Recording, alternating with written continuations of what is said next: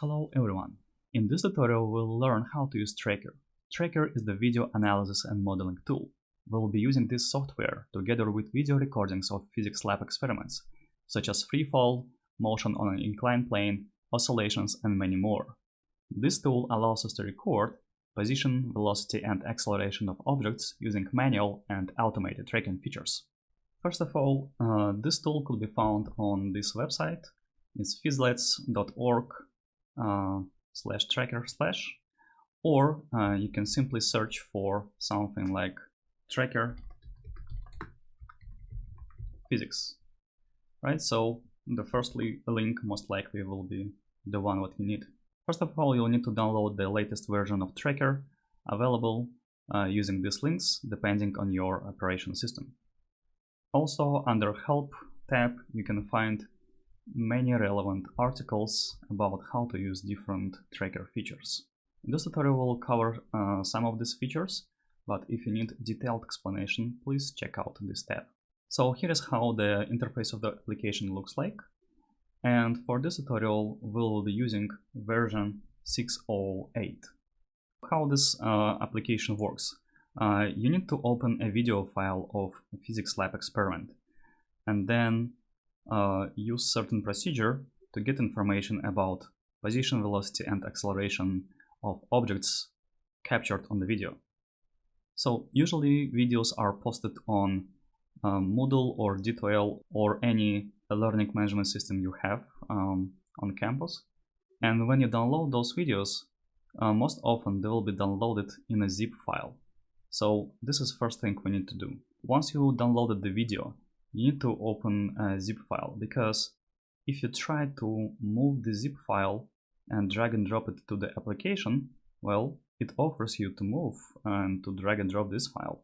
But when you do that, it will say you it's not a Tracker file. And also it will display the full name of the file you would like to open.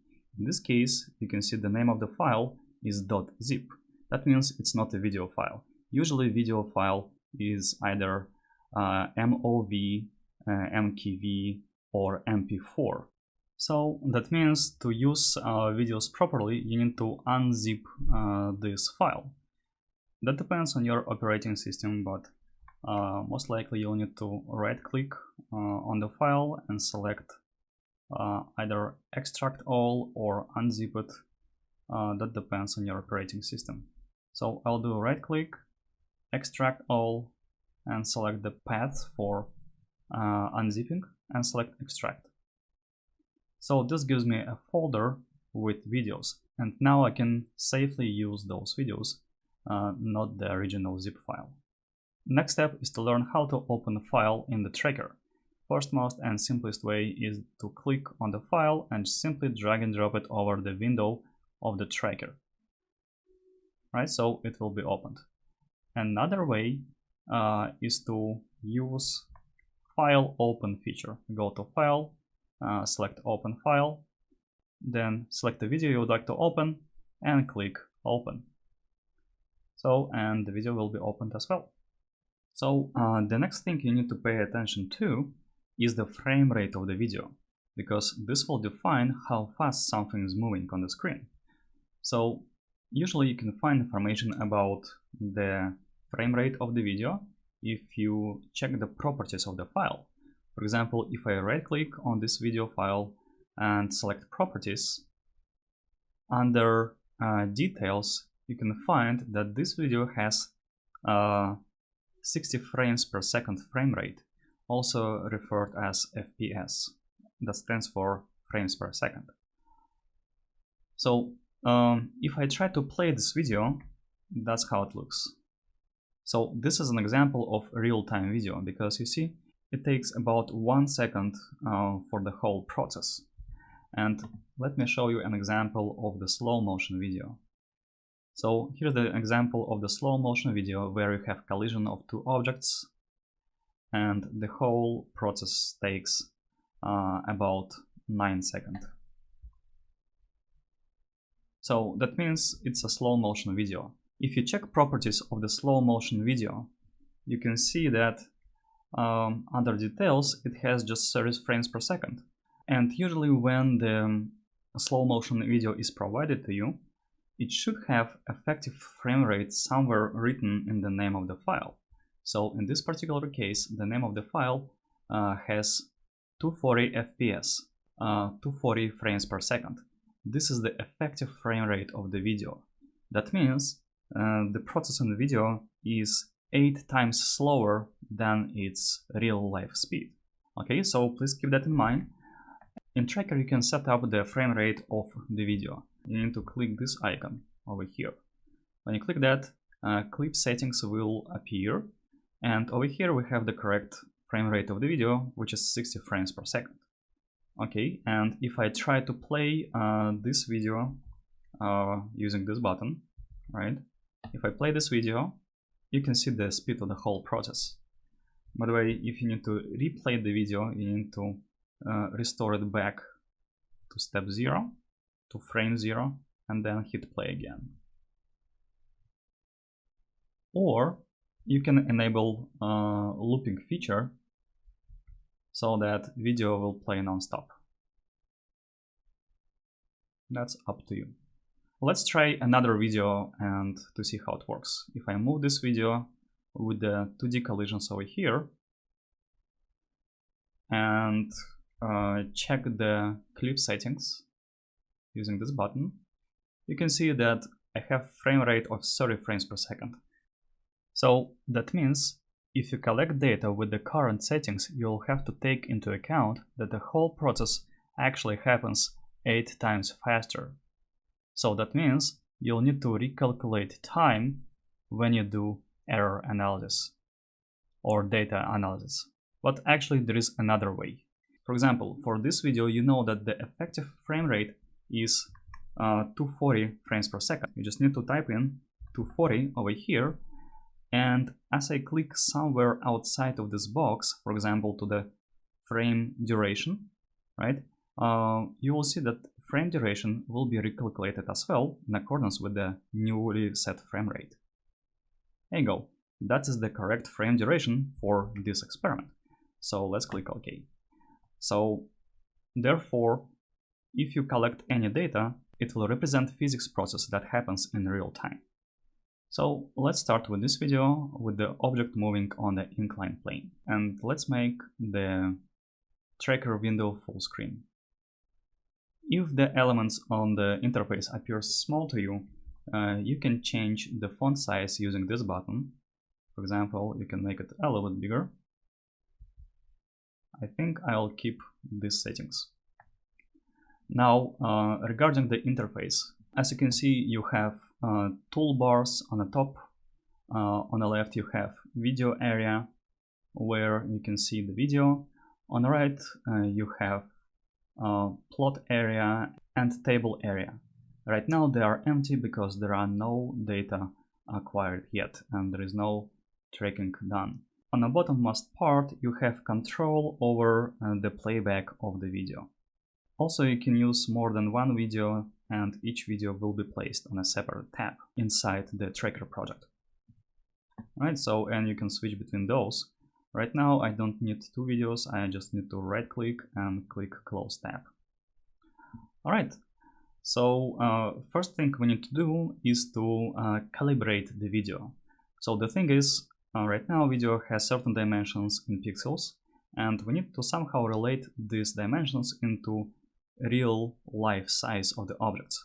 That's why when you see a tracking video, you will have measuring device also pictured on the screen. In this case, this is the meter stick. Well, we have vertical meter stick, we have horizontal meter stick. We will use this one, the vertical one, for calibration.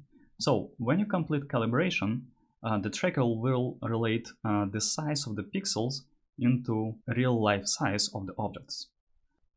So let's perform calibration. To do calibration, you need to click on this icon and select New and select Calibration Stick. After that, a calibration stick of 1 meter long, that's by default, because most often we use meter sticks, will be placed in the video. Obviously enough, this does not represent the real size. So that's why we have a real size object on the left, right? So we need to move each point of the meter stick to the relevant positions. For example, that's going to be a beginning. You see, this cross means the beginning of the measurement, right? And we need to place the center of this mark, for example, let's say to 10 centimeters. Okay, so this gives us information about real size of the objects, right? And instead of 1 meter, we need to enter 10 centimeters. That means it's going to be 0.1 meter. You may also try to use different size, for example, like that, to place it more precisely into a different position. But in this case, you need to provide the size of this object, which is now 20 centimeters. So that means you need to double click and change it to 0.2 meters, which is 20 centimeters, and hit enter. So now we have set up the correct scale for the video and its objects. Now let's think about the data we can collect. So for example, in this case, we have an object rolling down the inclined plane. Now we can actually, in fact, set up the inclined plane to be the x-axis for our plot. And to do that, we need to click on this button and then click and drag the center of the axis. So this represents x and y axis. We can place it right to the origin where object starts. We can set it to be an origin. And then we need to click on this vertical handlebar, click and drag it to the side, and match the position of this point with the inclined plane, so that relatively to this line, the object will roll in a horizontal line. If you think that axis takes a lot of space on the screen, you can actually hide it. So to do that, you may need to click this triangle and select axis, right? And then click on the axis icon and unclick visible. So by doing that, you can hide or show different elements or different on-screen graphics. For example, once you set up calibration stick, you can even hide this one. But let's make calibration stick visible, but the axis, let's hide them, right, like that, because we'll need to use some on-screen space for auto tracking feature. Alright, so let's do tracking of this object. And there are two ways we can use: manual tracking and automatic tracking. Let's start with manual tracking. The way tracking works, you have this frame counter at the bottom. So basically, you need to track the position of the object for each frame, and combined it will give you a motion of the object over time. And each step of the frame in terms of time duration will be defined by your frame rate. So that means each subsequent frame will get incremented by 0.017 seconds in this particular scenario for this frame rate. Alright, so to start tracking, you need to create an object. You need to go to track and click new and select point mass. There are a lot of things you can select, but in our case, we'll use point mass only. Alright, so this will create a point mass A. By the way, the mass of the object does not matter because we will not use it in our example. Also, you can rename this instance. You can click name and enter some meaningful name like ball and hit enter to apply it. And if you like so, you can change color of the footprint, for example, to I don't know, purple. Okay, and also you can change footprint icon to circle. Well, it's not visible right now, but it will be visible in a moment. Okay, so also you need to pay attention to hints that appear on the screen. Over here at the bottom, let's say the ball, which is instance, is selected, right? Set mass on toolbar, shift click to mark. So that's what we're gonna do. We're gonna press and hold shift button on the keyboard and click on the point of interest that we would like to track.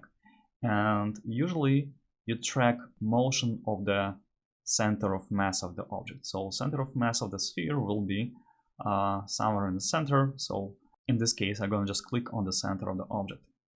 And this will create your first point. You can see that you have one point created on the plot, right? For X position and Y position, as well as you have the starting time with these coordinates. All right, so the way manual tracking works, you see now video has been automatically moved to the next frame. So each time when you hold shift and click on the object on the video, right, so it will increase frame counter with this increment. For example, if I set it to 2, well, I'm gonna skip one frame, and that makes to do things faster in terms of manual tracking. Right, so, and you can see that we have created data, right, so that has 0.0, 0.17 time increment. Okay, and that's how manual tracking works. You press and hold shift and keep clicking on the center of the ball until the end of the video. So, and also you can estimate how much time you need to click if you just move this playhead to the rightmost position of the video, right? So where the ball is still visible on the screen. So that makes it somewhere here, right? Right, so that's 42 frames, which means you just need to click 42 times. And this is an example of manual tracking. So if you're not happy with any particular point, you can start from here, click shift and click once more at the center of the ball, and this will basically overwrite any data you have created before. Okay, so that's an example of manual tracking. That might be useful in some situations where we have very difficult setup or environment that only human eye can track the position of the object, right? So, but in this case, we have a blue sphere on a white background that has a very good contrast. So that means we can use auto tracking feature. First of all, I would like to delete all the data I have created before without deleting the ball instance because I have set it up already. Okay, so that means I'm gonna click on the ball and select clear steps. So this will clear all data I have entered using manual tracking. All right, so let's clear steps. Perfect. All right, so now let's try to use auto tracking feature. Okay, to start auto tracking, you need to click on the object, which is ball, right? And select auto tracker. So auto tracker window will appear over here. You have some default settings that are evolve, tether, auto mark, and look ahead selected. So this is a good starting point, and in good conditions, this will be good enough. Later on, I'm gonna show you more challenging conditions where we might need to adjust those parameters to perform auto tracking. Okay, so here we have some short instructions. You need to press Shift Control click on the video feature of interest. Okay, so let's press Control Shift and click on the feature of interest. We might want to track the center of the ball. Well, let's start with that.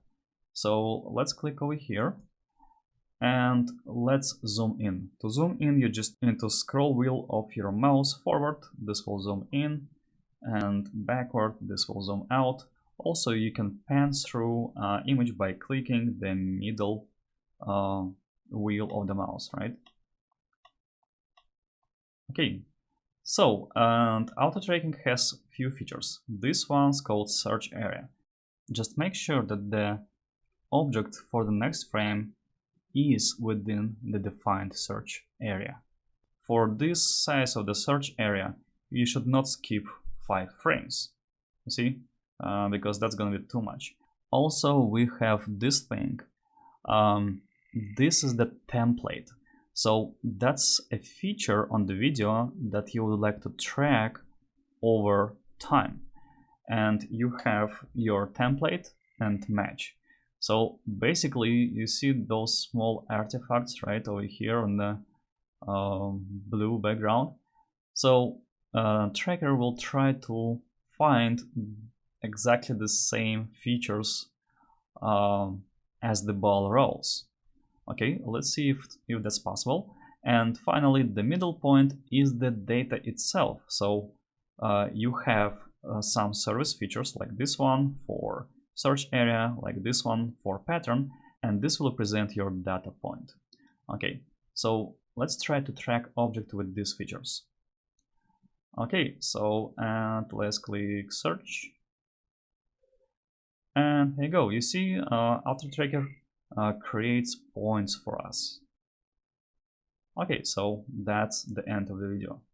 Well, that looks good. And you can actually define the end of the video by moving this black triangle where you think the video should end. You can kind of trim it. Let's just click through and make sure that each time the position of the this circle kind of matches the position of the center of the ball, and you can see that it's a little bit off over here.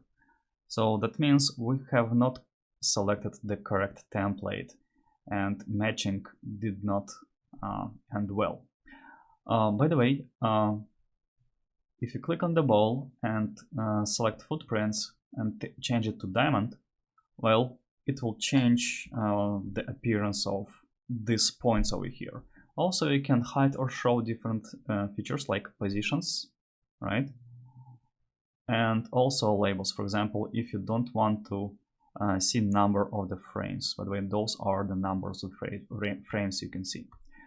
Okay, and also you can display the full path of the object, and as you can see, it's not quite straight line, but this should be pretty close to straight line.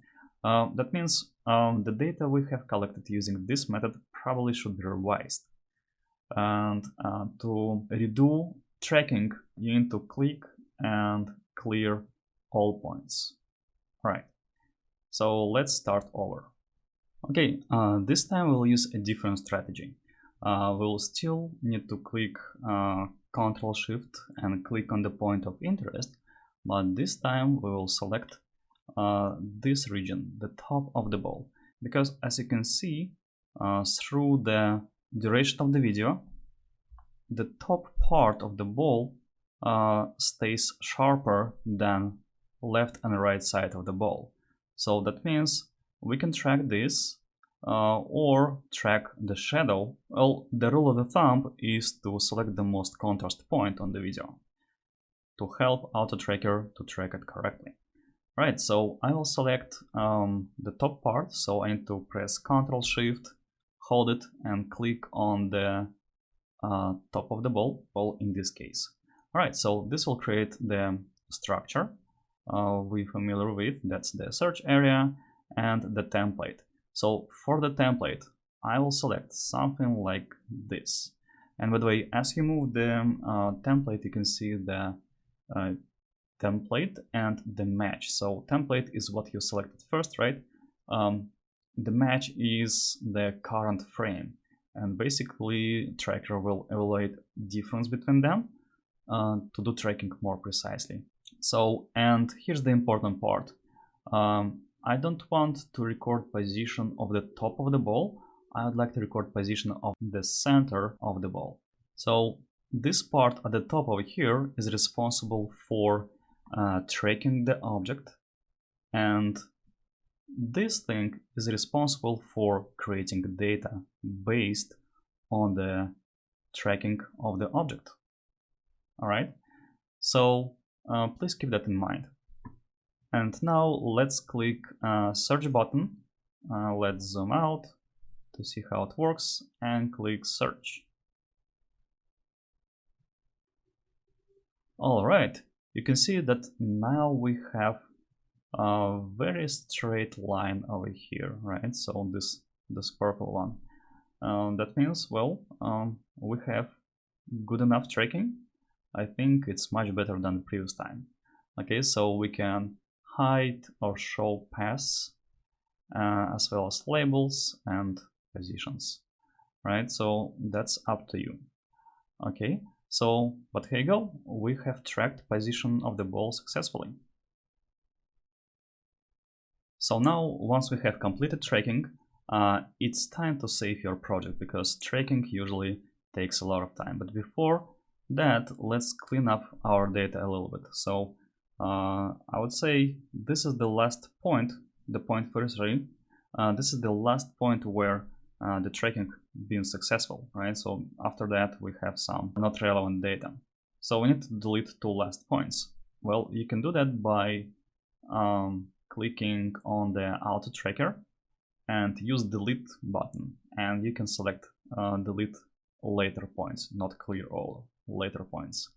Okay, so it will take the current position, right, which is frame 43, and delete all points after that. That means that makes it point 717 is the last point. Okay, so let's clear later points. Okay, hit close. Perfect. Okay, so we have pretty good data. Now, what I would like to do, I would like to go to File and Save Project. Okay, so give it some name, click Save As, select the folder by navigating through this menu and click Save. So this will save the file, and it suggests you to open the file right away. Click Yes. All right, so all data has been saved. Next thing we would like to do, we would like to use the data we collected somehow. So there are two ways. You can just collect, you can just get all this data you have collected and move it into Excel and make error analysis over there. So to do that, you just need to click somewhere on this data table, okay, and press Ctrl or Command A to select everything, right click, copy selected cells, full precision, then open Excel or any other software of your choice, select a cell and just right click and paste. All right, so this will give you all the data you have collected for the ball, right? So it's time, X and Y coordinates. Also, you can copy as formatted, so it will give you numbers that are close to what's written here. There will be a slight difference because the numbers you see over here, they are round up. For example, this is the 0.017, this is the 0.016 and 7, right? So please keep that in mind. So, and then you can just plot time versus position graph and do your error analysis. So like, there you go. Or you can use Tracker for error analysis. But before we do any error analysis in Tracker, let me show you how position of axis affect the data. So please take a look at this graph. It's a Y position of the ball versus time. So now let me display axes, make them visible. And now let's try to rotate axis a little bit. So, and you can see how it changes, right?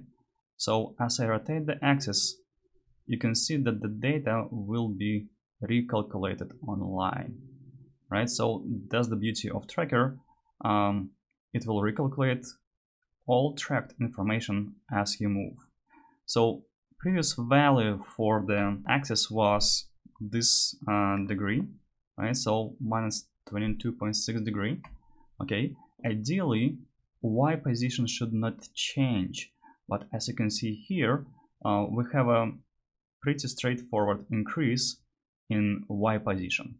That means we need to revise this a little bit. So we need to change the axis so that y position remains more or less constant through the duration of the motion. Well, we define that experimentally. I'll click and move this axis, right? And stop at the moment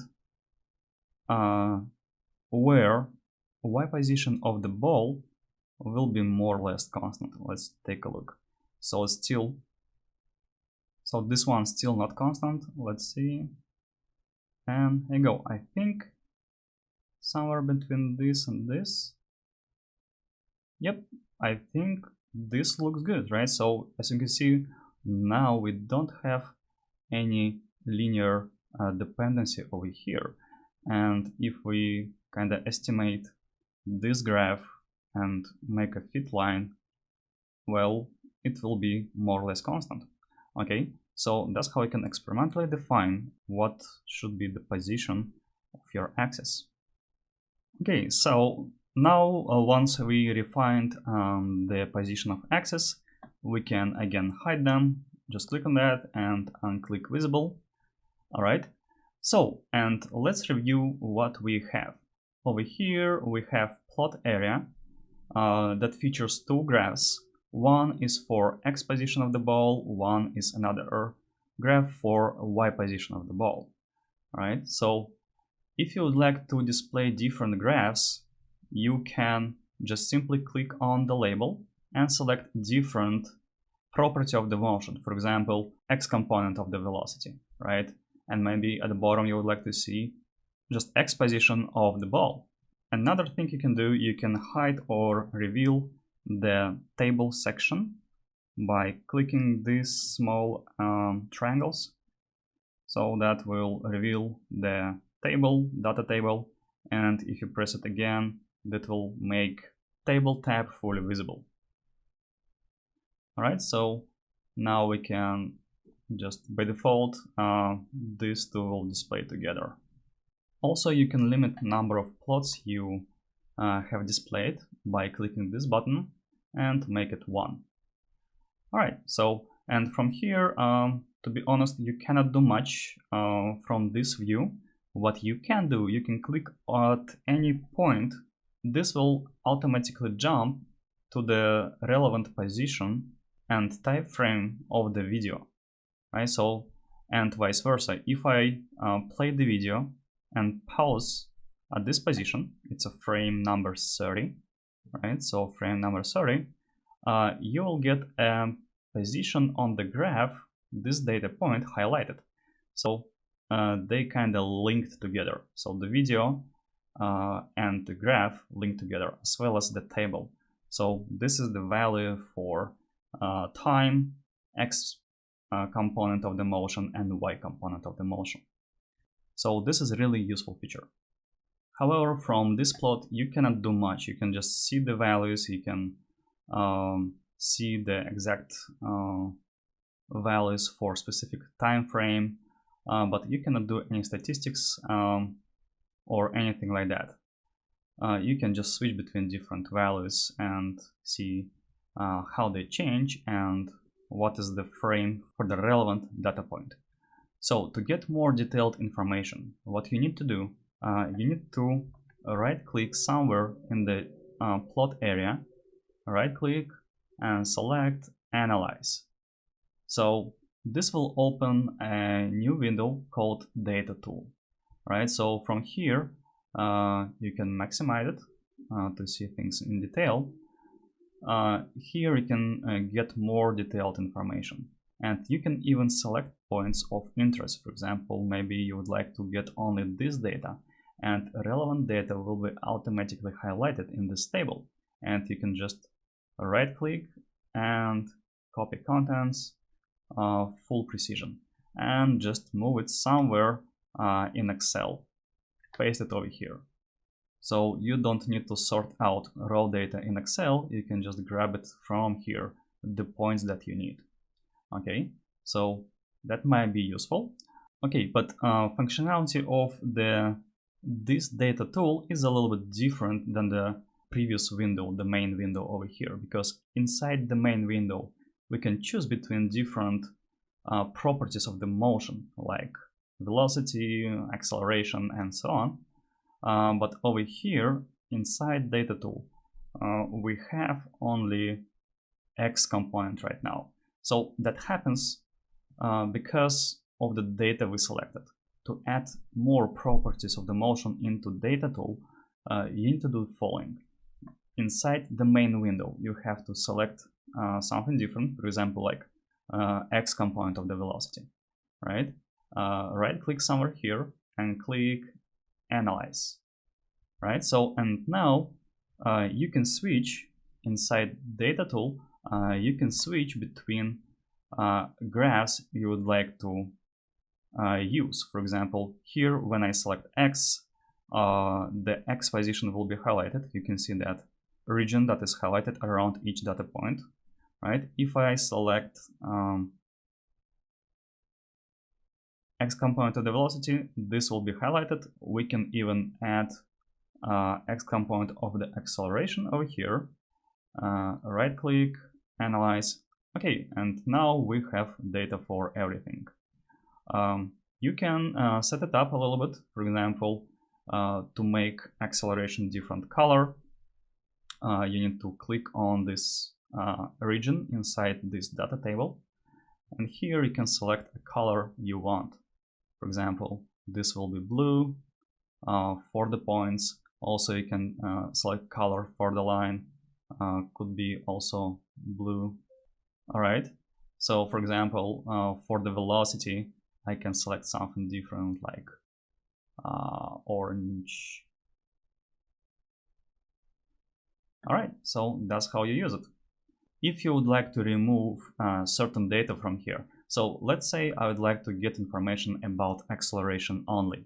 What I can do, I can right click on X or on Y columns and cut columns. Again, do the same for X, cut columns, and here you go, I have only acceleration graph visible.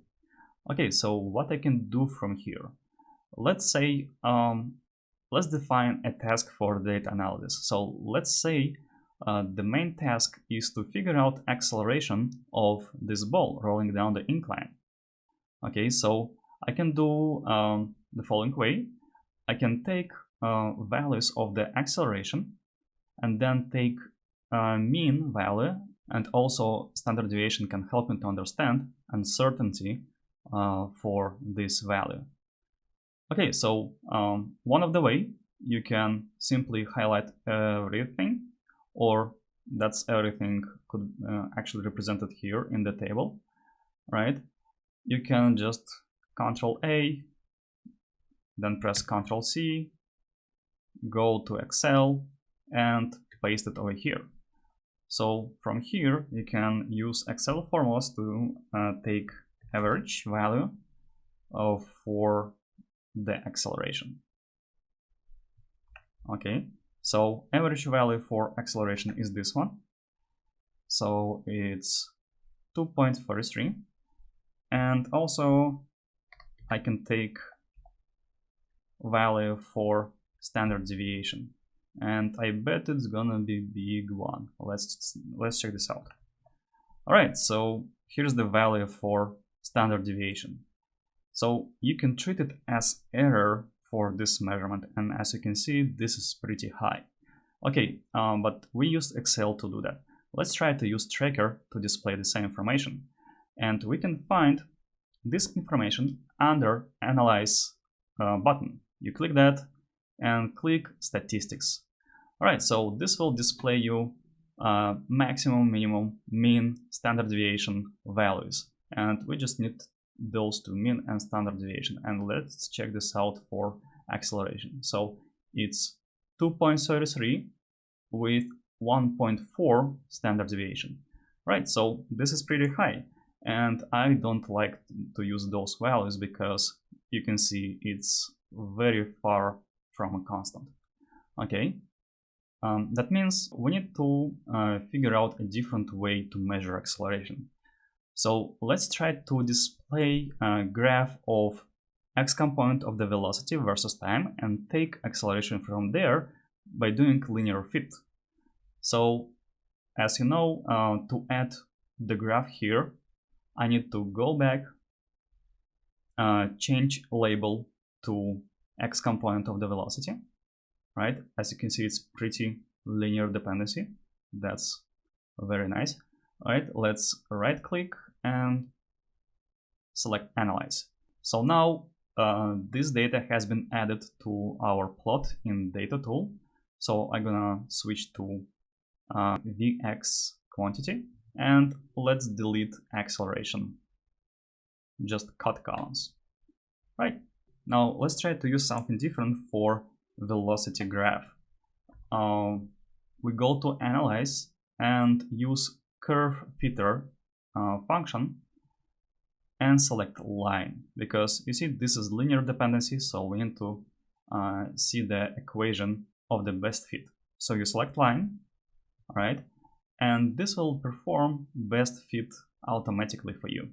So while you do best fit, you can also select points you want to include into best fit line.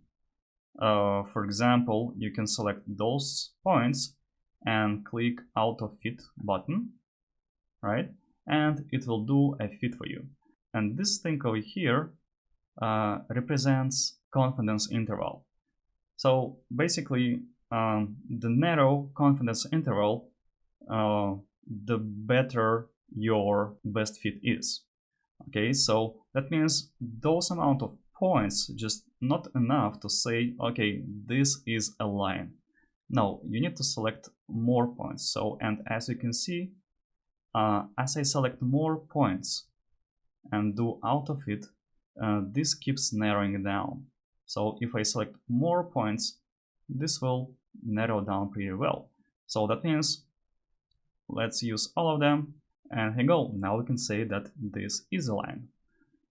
And as you know from physics formulas, the a parameter of this line represents acceleration, and our acceleration is 2.38 plus minus 0.3. By the way, Tracker added this feature recently. It shows you an error on slope, which is useful. So let's just keep recording our values. So for the best fit, it gives us 2.38 plus minus 0.03. Okay, so this error is much less than the previous one. So I think this is a better way to get an information about acceleration. So let's do another way.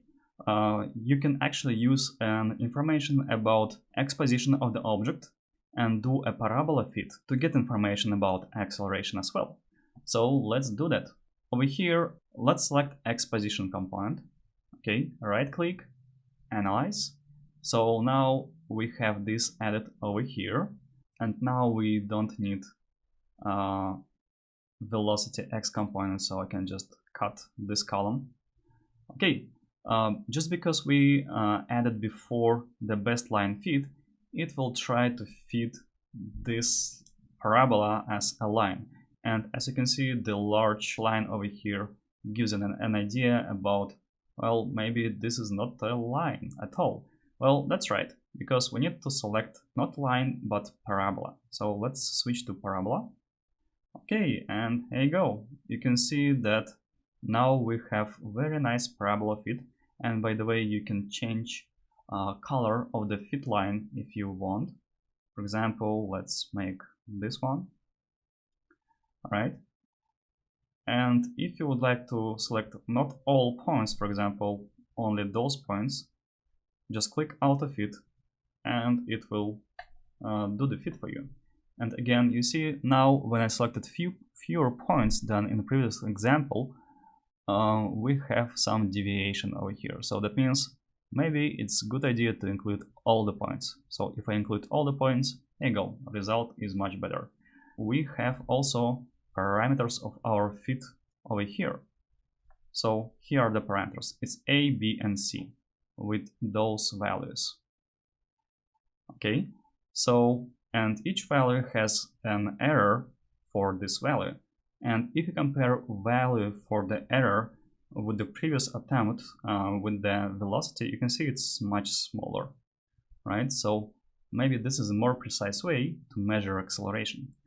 All right, and as you know from physics formulas, the A parameter represents 1/2 of the acceleration. So before it was best fit for Vx, right? So over here we'll do best fit for just x position. Right, I'm just gonna keep recording the values. So it says there's gonna be 1.182, right, with the error 0.005. All right, so and to get information about acceleration, you just need to multiply this by 2. Okay, so that's our new value for the acceleration. Error is not going to be the same because we multiplied by 2, right? So we need to use error propagation formulas to know the error for this measurement. That's something you do for the error analysis. But here I just wanted to show you a different way you can use to measure acceleration of the ball using tracker only. Well, of course, you can use Excel to measure everything right from this data, but you can use tracker as well. Well, because it gives you error right away. That is pretty useful. For Excel, you need to use a linear regression toolpack to get error on slope, and you can find information about how to do that in our Excel tutorial. Alright, so that's how you do error analysis using tracker. Alright, so finally, let me show you a few more tools you can use for your measurements. For example, let's say you would like to figure out, so what is the length of this inclined plane? Or for example, what is the radius of the ball? Or for example, let's say you would like to know this angle of the inclined plane. So you can get all this information from tracker. So for measurements, you need to use this button over here. You need to create new. For example, let's start with measuring the length of the incline. For that, you need to use tape measure. So this will create an instance like that. So the way you use it, you need to place one point at the beginning of the incline and another point at the end of the incline. For example, like over here. And here you go, that's the length of the incline plane. So let's say you would like to measure the radius of this ball. For that, you need to clearly see the edges of the ball. But when the ball is in motion, well, you see it has soft edges on the left and right sides. So let's go back to the very first frame when the ball is still, right? So that it stays sharp. And there is another useful tool you can use that's called circle fitter, right? So the way circle fitter works, you need to press and hold Shift button and click on 3 points in the circle. For example, here, take a different point somewhere here and one more point over here. And by fitting all those 3 points, we describe a circle. And here you go, that is the radius of the ball. Well, you can use your tape measure to measure the radius of the ball like that. So just placing it one end of the tape measure here, another end of the tape measure here. But circle fitter, I guess, is the more precise way to go. Next, let's measure the angle of the incline plane that it makes with horizontal. Probably I would like to delete or hide tape measurements for now. So you need to click on the tape measure and just click delete, and you select another tape measure and unclick visible to hide it. So now I will use another tool that's called protractor. Right? Again, it uses 3 points to measure angle. This one, that's a 1 point, another point, and third point. Okay, so we need to fit all those inside the incline. So I'm gonna place the center point somewhere here. Another point, I would like to make it the same angle with the horizontal, right? And another point will measure the angle itself, right? So there you go. Just this point should be somewhere here. All right, looks good. Okay, so that is the angle of the incline plane, and it's also written right here, right? So then you can display tape measure again, and there you go. That's the values you may need to use for your theoretical predictions. Now, finally, let's try to do one more example for the two-dimensional collisions. And let's try to apply auto tracking for this particular example. And when we do, you will see some challenges where auto tracking feature does not work very well. And you need to combine manual tracking and auto tracking together. So let's try this out.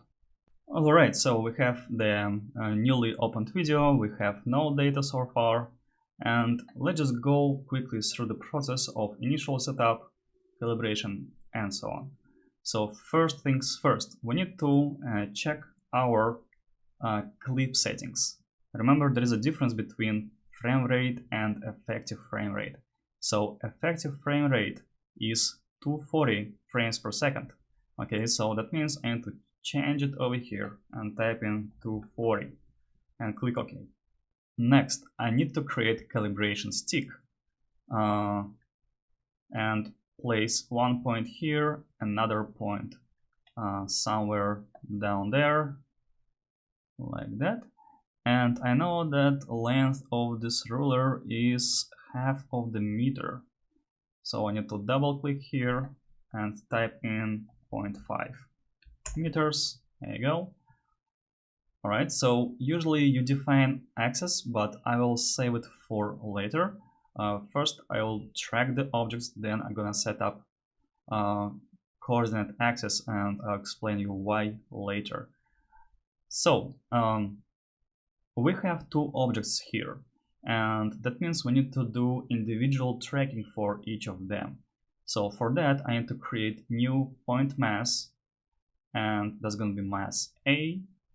Well, let's rename it. It's going to be ball 1, right?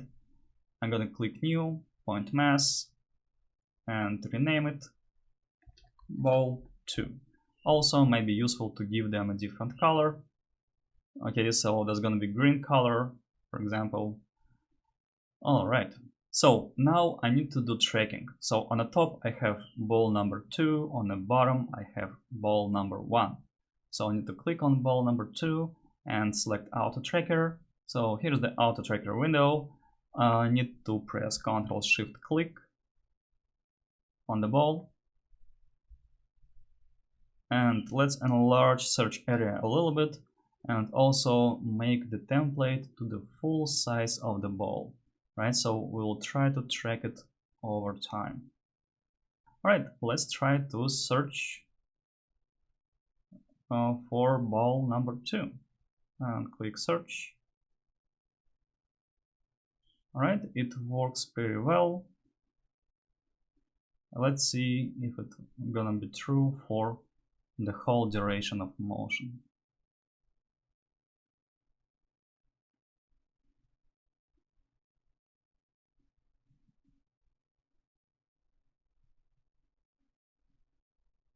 Okay, so here we have a problem. So, and the problem is that you can see the template, right?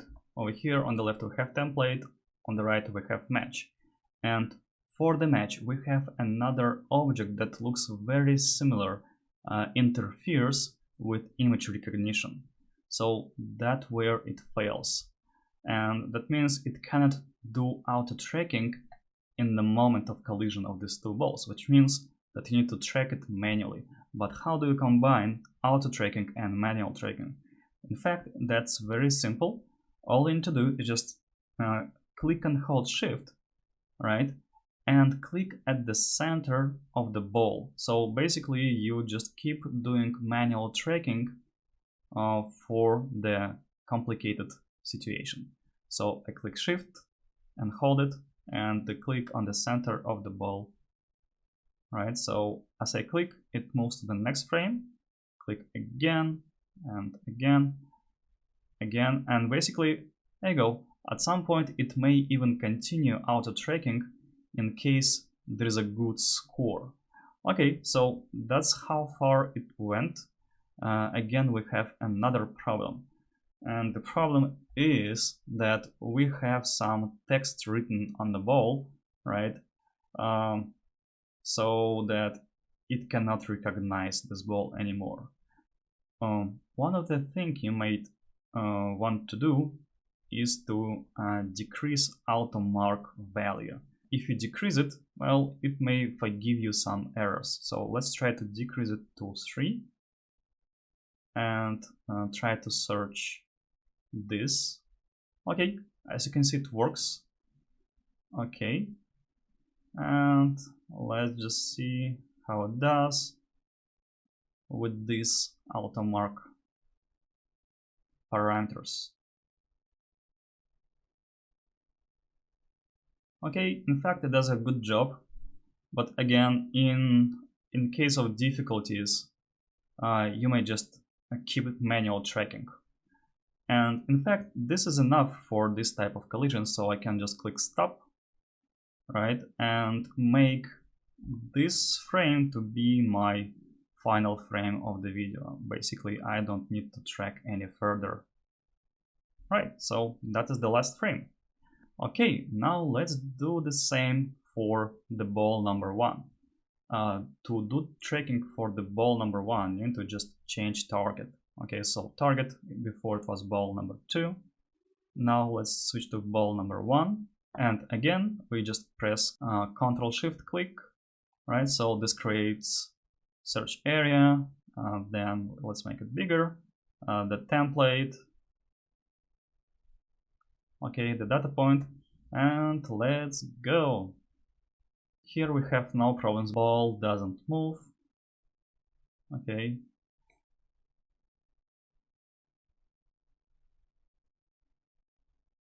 That means we'll just create a lot of similar data points. And let's wait for the moment of collision. Oh wow, look at this. It did well during even at the time of the collision. Alright, so let's see if it goes well. Okay, that's why. You see, we just kept the auto mark equals to 3. That means it was more forgiving at the time of the collision, so to say. But now we have another problem, and that problem is that our template is very different from what we have, because we have a huge mark on the ball that is number 1, right? And because the ball rotates, well, it might create some problems. So you can try to decrease auto mark even more. By the way, let's try that. Search this. Okay, it works. But sometimes you need to play with the evolve and tether values. You can find more details about those parameters and how do they affect your matching score right over here. Under help, there is a huge article about auto tracker right? And how it works, and what is the evolve rate, tether rate, and automark levels. All right, so you're welcome to take a look to get more familiar with that and what you need to do in complicated situations like that. Okay, but our tracking looks good so far, and what we can now do, we can click this eye icon to display positions, to display paths of two balls. Well, it looks good, and I don't need positions, I just need to see their tracks. Okay, remember, first time I skipped the alignment of the coordinate axis, and here's the reason why. So usually when you do problems like that, you have two objects, or one of the objects that initially moves in the x-axis. So basically over here, that should be my x-axis. Or you can do even more smart thing. You can create, you can estimate the movement of the center of mass. Okay, so you can display center of mass of all objects 1 and 2. Okay, and let's make center of mass color different. Okay, and in fact, this is your coordinate axis. Okay, so you can set it like that. I mean, it's not your coordinate axis, it should be aligned with your motion, right? Okay, so here is your x-axis, and let's make it like this. So now our x-axis is alongside with the motion of the center of mass of these two objects. In fact, maybe even farther, like that. Okay. So this point, all right, looks good. Looks good enough. There you go. Also, there is a way you can use, if you are not comfortable with the x-axis to look like vertical axis, you can do the following. For example, when you just open the video, it's a good thing you can do is just rotate the video. If you go to video, filters, new, there is rotate feature. So you can just rotate it 90 degrees. So it will be more convenient for you that the ball is moving in the x direction that is horizontal. And there is another cool feature you can use. I just wanted to show you. You can use filters, new, ghost. So what it does, if you play the video, the ball will create traces, right? So how do they move? It will be more interesting if you skip number of frames, like set it to 4, and here you can see all their variations over time, right? So let's clear and make it maybe 8 and play. Okay, so you can see how the ball moves over time, and because we use a dark background, it can do this effect. So this effect, ghost effect, works only for the dark background and bright objects on it. Okay, and by the way, I don't think you can rotate the video right now because there is a lot of on-screen graphics, but let's try nevertheless. Filters, new, rotate, like that. Oh no, in fact you can do that, but again, everything, the video is rotated but not the objects that are moving. Okay, so if you would like to disable filter, you go to video, filters, and just delete the filter. Okay, so, and it reverts back to original. All right, so I hope you found this video useful. Thank you for your attention.